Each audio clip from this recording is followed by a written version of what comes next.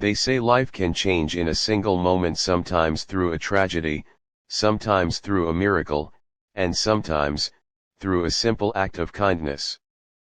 This is the story of Emily Carter. A single mother, a fighter, and a woman who had no idea that her smallest act of compassion would ripple back to her in ways she could never imagine. Part 1, The Struggle. Emily Carter lived in a small town just outside of Boston. Her days started before dawn, with the screeching alarm clock that reminded her of two things: the bills piling up on the kitchen counter, and the little boy sleeping peacefully in the next room. Her son, Liam, was 8 years old, bright-eyed, full of questions, and always carrying a smile that seemed too pure for the heavy world around them. Emily worked 2 jobs: mornings at a diner, evenings cleaning offices downtown. Her paycheck barely covered rent, groceries, and Liam's school supplies. She often skipped meals just so Liam wouldn't have to.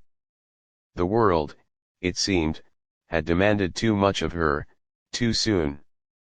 But Emily had a rule: no matter how hard life gets, Liam will never see me give up. And so, she kept going. Part 2, The Encounter.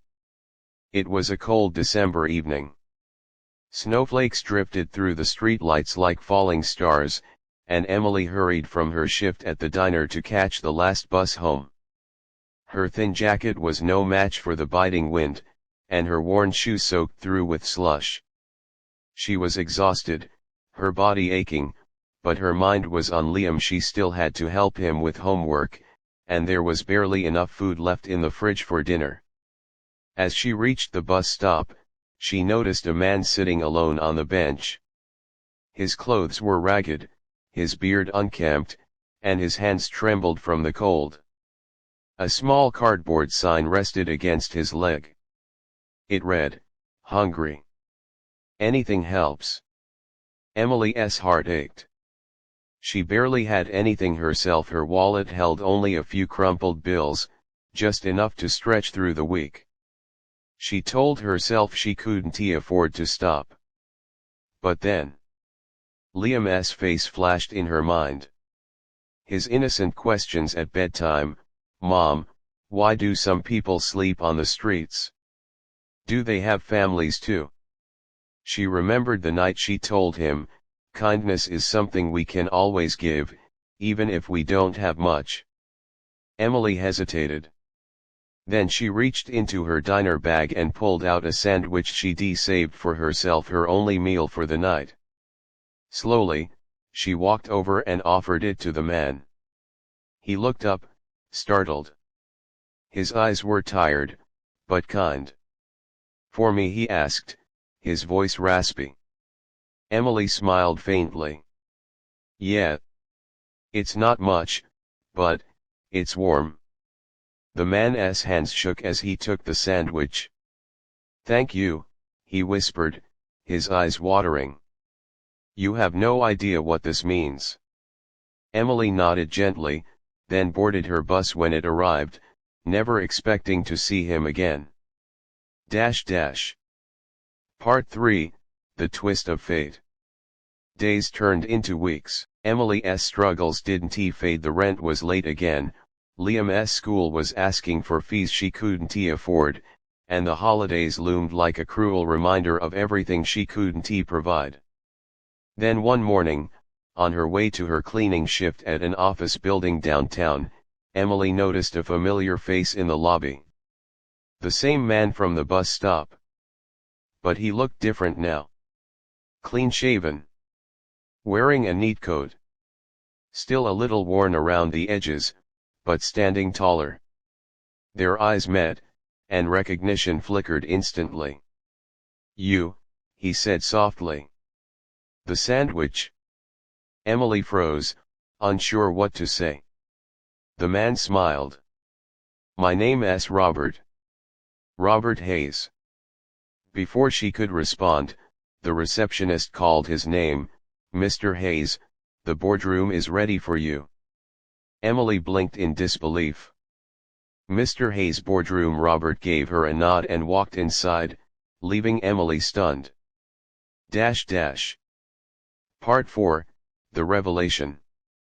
Later that week, Emily was called to clean the same office floor again. As she entered, Robert was waiting for her. "I asked around," he said. "I wanted to find you. May I?" He gestured toward a chair. Emily, confused, sat down. Robert took a deep breath. "The night you gave me that sandwich. I was at my lowest point. I'd lost everything. My business had collapsed. I burned bridges. I had no family left who'd speak to me. I was ready to give up." Emily's eyes softened. "But your kindness, that simple act reminded me I wasn't invisible. That maybe I was still worth something. I checked myself into a shelter the next day. Got help. Reached out to an old partner. And slowly, I started again." He paused, his voice thick with emotion. "That sandwich saved my life, Emily." Emily shook her head, overwhelmed. "I just did what anyone would." Robert smiled sadly. "No. Not everyone would." Part 5, The Offer. Weeks later, Emily's life hit another breaking point. Her landlord handed her an eviction notice. Liam's school threatened to expel him over unpaid fees. Emily felt like the walls of her world were collapsing. One night, after Liam had fallen asleep, she sat at the kitchen table, staring at overdue bills, tears streaming down her face. Then a knock at the door. It was Robert. "I heard about your situation," he said gently. "Please, let me help." Emily shook her head fiercely. "No, I don't want charity." Robert's eyes held steady. "It's not charity. It's gratitude. You gave me a second chance at life. Let me give you one too." He handed her an envelope. Inside was a letter offering her a position at his newly rebuilt company, stable hours, fair pay, and health benefits.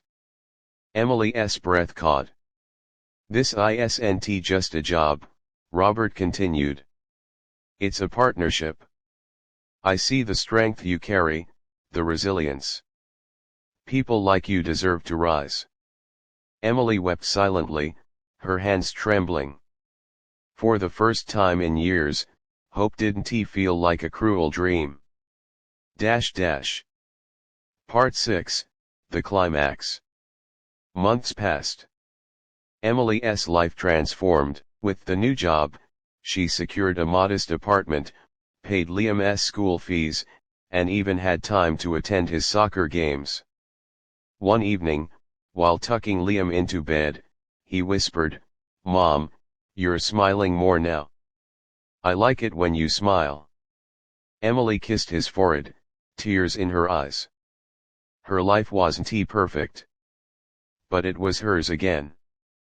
And it all traced back to one small act, a sandwich on a freezing night. Final scene, the last gift.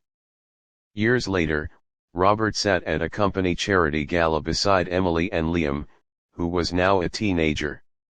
The fundraiser's theme was small acts, big changes. Robert took the stage and shared his story publicly for the first time about a single mother who gave him food when he had nothing, and how that gift had saved his life. The audience fell silent, many with tears in their eyes. Robert concluded, "Sometimes, the smallest gift becomes the greatest." That night, Emily gave me more than food. She gave me hope. And hope is the last gift any of us should lose. Emily, in the crowd, held Liam's hand tightly. And for the first time in a long time, she believed the world could be kind again. Closing narration. Life is unpredictable. We never know the battles others are fighting, or how far a single act of kindness can reach. But Emily's story and Robert's reminds us of one thing: the smallest kindness can echo for a lifetime. And sometimes, the last gift we give becomes the first step in someone else's new beginning.